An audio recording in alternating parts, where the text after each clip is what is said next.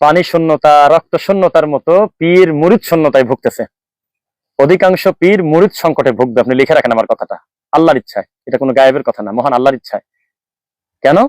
পীরের ঘর থেকে তাওহীদবাদী যুবক তৈরি হচ্ছে। পীরের ঘর থেকে তার নাতি, তার সন্তানদেরকে আল্লাহ দিনের বুঝ দিয়ে দিচ্ছে। এটা দাওয়াতি কাজের বিরাট বড় সহায়ক।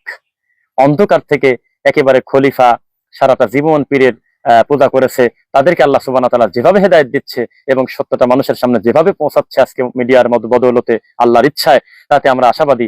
রক্ত শূন্যতায় কতজন ভুগতেছে আমরা জানি না, পানি শূন্যতায় কতজন ভুগতেছে আমরা জানি না, তবে মুরিদ শূন্যতায় ভুগবে অচিরেই একেবারে প্রভাব বিস্তারকারী পীর যারা ছিল তারা, ইনশাআল্লাহ। কারণ তাদের কাছে জবাব নেই, কোনো জবাব নেই। মা তাদরি মাল কিতাব ওয়ালাল ঈমান ওয়ালাকিন জাআলনাহু নূরান নাহদি বিহি মান নাশাউ মিন ইবাদিনা। কোনো কিছু পূর্বে না জানা কোনো পাপ না, কিন্তু জানার চেষ্টা না করা পাপ, জানার পরে আমল না করাটা পাপ।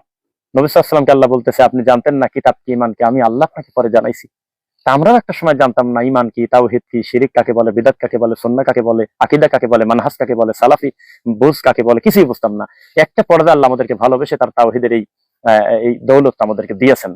তো এটা তো বসে নাই এই দাওয়াতি কাজটা। তো এটা যখনই মুরিদদের ভিতরে ঢুকে যাচ্ছে, অন্ধকার সমাজের ভিতরে ঢুকে যাচ্ছে, অটোমেটিক এই পীরগণ তখন মুরিদ শূন্যতায় ভুগতেছে। আল্লাহ পীরের মুরিদ সংকটটা এমন ভাবে তুমি করে দাও, রক্ত শূন্যতা, পানি শূন্যতার থেকে ভয়াবহ শূন্যতা দান করো, যাতে পীর মুরিদ হারা হয়ে নিজেই বিপাকে পড়ে যায় এবং একটা পর্যায়ে স্বীকার করতে বাধ্য হয় তাওহীদের বাইরে কোনো কিছুই চলবে না আল্লাহর কাছে। আশহাদু আল্লা ইলাহা ইল্লাল্লাহ ওয়া আন্না মুহাম্মাদুর রাসূলুল্লাহ।